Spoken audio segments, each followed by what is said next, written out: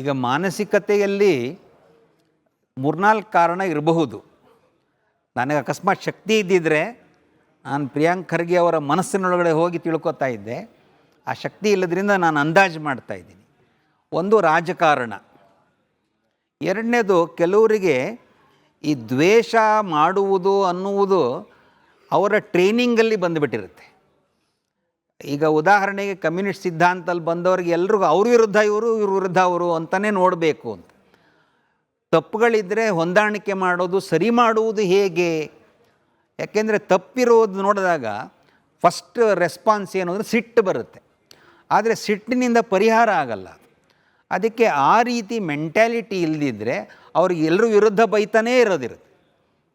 ಆ ಥರ ಈಗ ವಿರೋಧ ಪಕ್ಷದಲ್ಲಿ ತುಂಬ ದಿವಸ ಇದ್ದುಬಿಟ್ರೆ ಆ ವಿರೋಧ ಮಾಡುವುದೇ ನಮ್ಮ ಕೆಲಸ. ಅಂತ ಆಡಳಿತದಲ್ಲಿ ಇದ್ದೀವಿ, ನಾವು ಆಡಳಿತ ಮಾಡಿ ಜನಕ್ಕೆ ಒಳ್ಳೆಯದನ್ನು ಕೊಡಬೇಕು, ಆ ಜಾಗದಲ್ಲಿ ಇದ್ದೀವಿ ಅಂತ ಮರ್ತೋಗಿ ಆ ಧಿಕ್ಕಾರ ಕೂಗೋದು ಸ್ವಭಾವ ಇದ್ದುಬಿಟ್ರೆ ಹಾಗೆ ಮುಂದುವರೆದು ಬಿಡುತ್ತೆ. ಹಾಗೆ ಮುಂದುವರೆದಿರಬಹುದು ಅಂತಲೂ ನನಗನ್ಸುತ್ತೆ.